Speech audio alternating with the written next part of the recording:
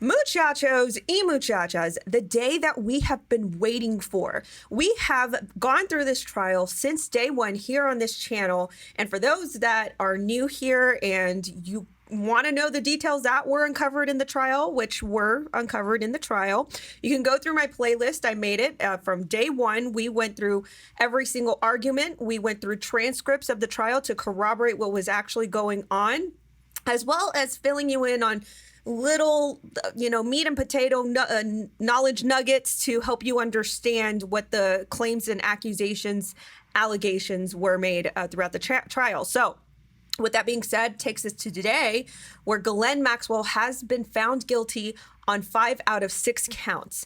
Stay right there. We're going to go through it.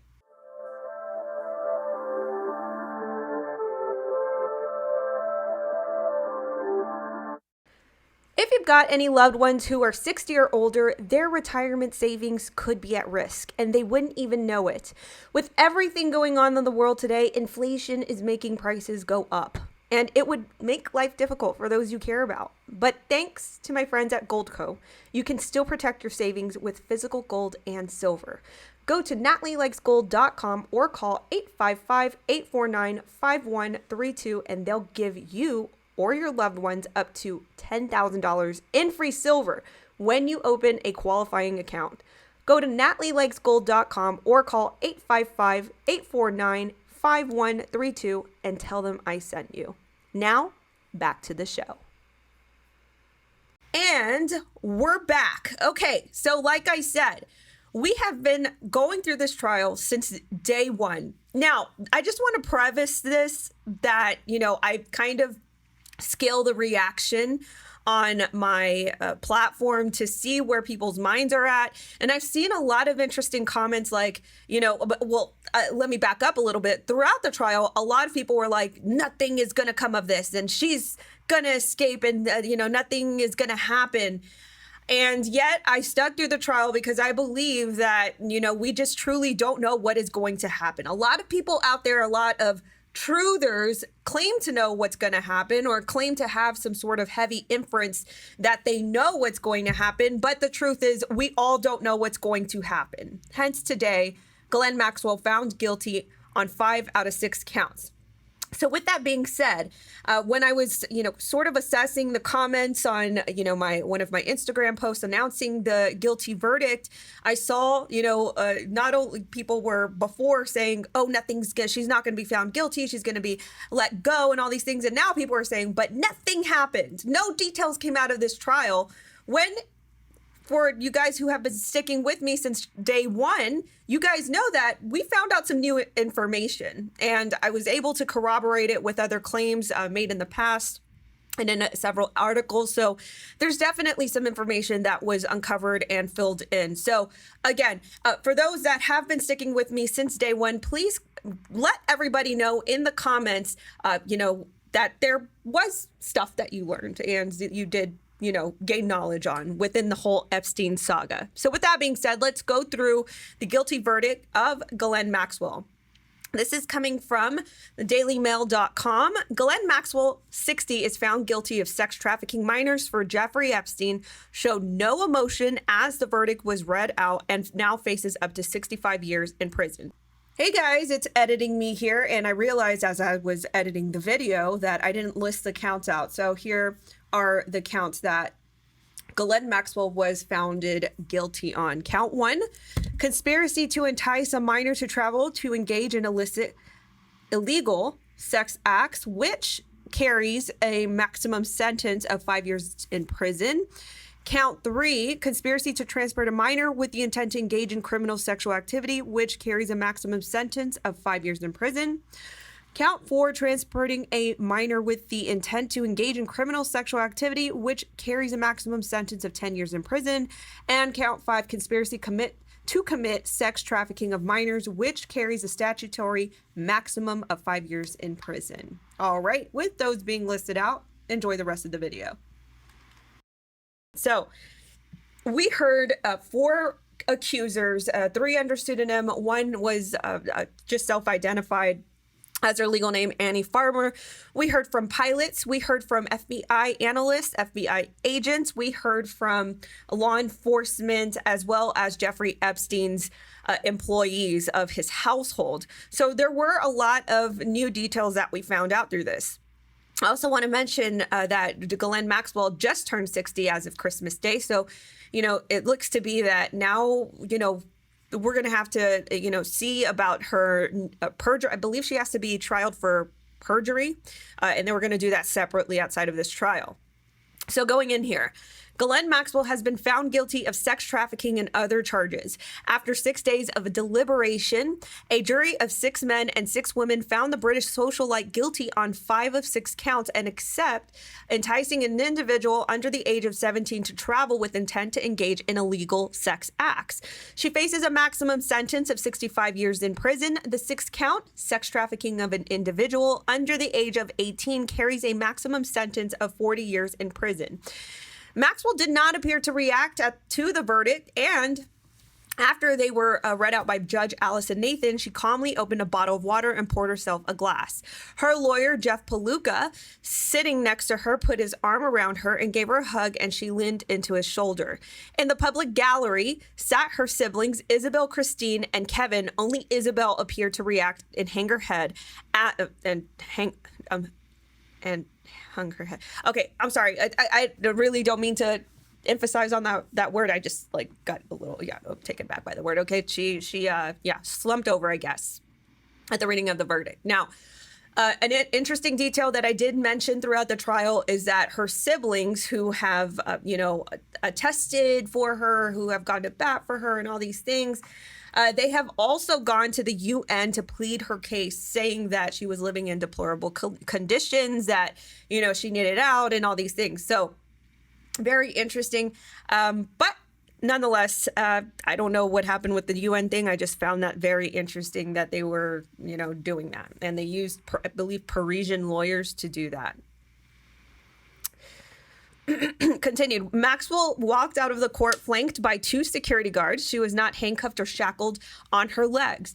She managed one look back and walked out with her head held down. In the elevator, Maxwell's lawyer and close friend 𝘱𝘶 Safian appeared red-eyed and distraught.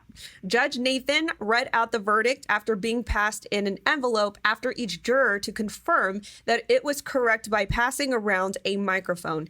Each answered that yes, it was. The male juror was seen rubbing his eyes and forehead.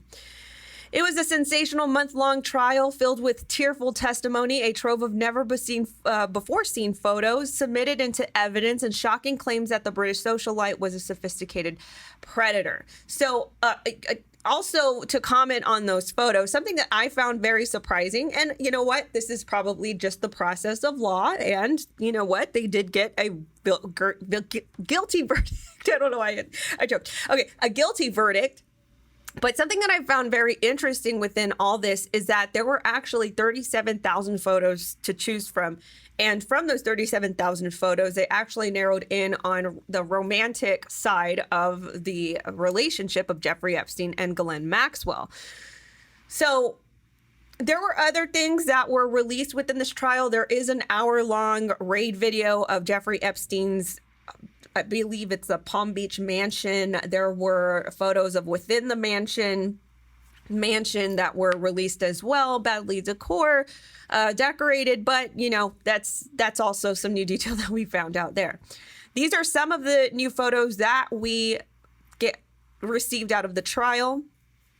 This one as well, Jeffrey Epstein in front of a private airline, and then the jury there. All right. Before Wednesday's verdict, the jury asked for the transcripts of 14 witnesses, were 33 in total for the defense and prosecution. They asked for the evidence of Sean, the boyfriend, and of the accuser Carolyn, Kimberly Espinoza, Maxwell's personal assistant at the Epstein's New York office, and the defense false memory expert Elizabeth Loftus. The jury also asked for testimony from the FBI agents, Amanda Young, Jason Richards, the lead agents in the 2019 investigation into Jeffrey Epstein, and the testimony from Larry Vasosky, Epstein's other pilot. So something that I want to mention is that, first of all, if you're interested in their testimonies, I'm not going to go through it because we went through it through exhausted measures throughout my series of covering the Ghislaine Maxwell trial. I'm going to point you again to my playlist. I will link it down in the description below if you're interested in that. So that way you can catch up and, know these new details. So also with this, yesterday, there was actually something interesting that happens throughout the trial. And that was that there was an actual error on one of the, additional instructions to correct apparent errors in the jury's understanding of counts 2 and 4. Okay, so one of the, I think two of the counts that the jury was deliberating on, they actually had mistakes on it. So they asked Judge Allison Nathan to correct them in order for them to continue deliberation. This is the letter that was submitted. Dear Judge Allison Nathan, or just Nathan, we respectfully submit this letter to request that the court give the jury additional instructions to correct apparent errors in the jury's understanding of the counts 2 and 4 and the law applicable to those counts that were highlighted by the jury's note this afternoon, Court Exhibit number 15. In Court Exhibit number 15, it reads, in the relevant part, it follows, under count 4, if the defendant aided the transportation of Jane's return flight, but did not not the flight to New Mexico, where, if he intended, asked for Jane to engage in sexual activity, can she be found guilty under the second element? Count 4 alleges that Ms. Maxwell arranged for Jane to be transported from Florida to New York on multiple occasions with the intention that Jane would engage in one or more sex acts with Jeffrey Epstein in violation of New York penal law, section 130.55 S2. In response to the note, the court referred the jury to instruction number 21 of the jury charge. The defense believes that the court's response was erroneous for 2 reasons. So, just, maybe it was a technicality, but this is a very high-level case. It just, just something to point out there that there was a error. I believe that there was like a conflicting error between New Mexico and New York, or I'm sorry, Florida and New York. It was like a location sort of error that they included in one of the accounts. So, all right, going back.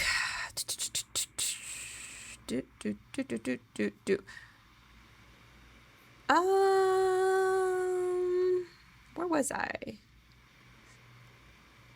So actually, the jury was actually, I hate to use this word, but they were threatened with over the weekend deliberation if they did not come to a verdict. So if they wanted to deliberate a little bit more, then they would have had to stay throughout the weekend to deliberate. So I'm going to assume that this is why they came to the verdict today. Now, one thing that I have done throughout this whole entire coverage is to give you guys the transcripts of what actually was going on inside the courtroom. This is Matthew Russell Lee from Inner City Press, and this is who we have been getting the transcripts from. Matthew Russell Lee is a very important investigative journalist. He has been on the butts of the UN because of Ghislaine Maxwell's Oceanic Foundation, 𝘸𝘪𝘀. Now, she has some very, I want to say, in-depth relationships within the UN, and that is very questionable.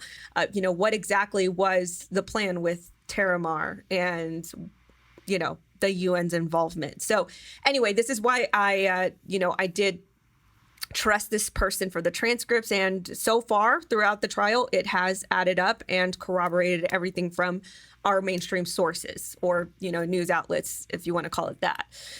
Ghislaine Maxwell is in the maroon sweater. Judge Nathan is not on the bench, but the word is that the jury note, they resumed at 9 a.m. So note by 9:33 a.m. is a relatively early for them comparatively. So this is the very beginning of the day. Jury deliberating under threat of continuing into New Year's Eve and day due to Omicron, but no public call-in line. The lawyers are assigned. G. Max is the defense at table, and we're off. And so it continues. Judge Judge Nathan, I have a note. Can we please have the transcripts for Sean, Kimberly Espinoza, and a name I can't read, the Amanda Young, then Jason Richards. Also, can we have the clarification about our schedules, 12/31, 1/1, where there's a conflict, I'll do a sidebar. So one thing I was also going to mention was Kimberly Espinoza and the other defense witness. Now, I'm going to hold this to the end because I want to keep momentum with what I'm reading, but hold that thought with those two people. Judge Nathan goes off on the record at sidebar. Meanwhile, clearly the jurors picked up on Judge Nathan's unstated threat yesterday about all week, including the implication of New Year's Eve and maybe New Year's Day. The note added, so we can plan. While the lawyers are at sidebar whispering with Judge Nathan, Ghislaine Maxwell is alone at the defense table, rummaging through her green plastic accordion file. The two marshals are watching her closely. Judge Nathan returns. Beyond the private matter, we still can't read the name of the fifth person they want the testimony of. So I'll send them a note asking. I'll step down to do that. I'll rise. Judge Nathan is back and asks the lawyers how to respond in scheduling, mentioning 1/2, the Sunday. January 2nd, the Sunday. Defense wants them to have the weekend off.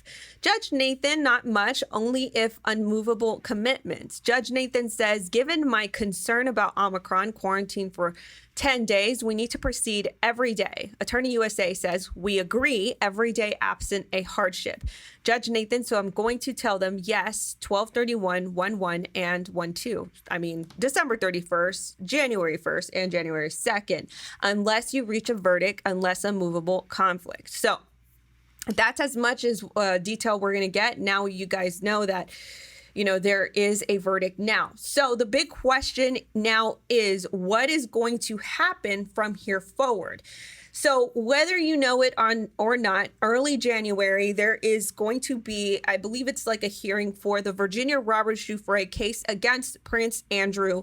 And this will be decided whether or not they are going to move forward with this case. Now, with Ghislaine Maxwell, now guilty, more likely it will be admissible, but we never know what could happen. I'm not going to say that concretely.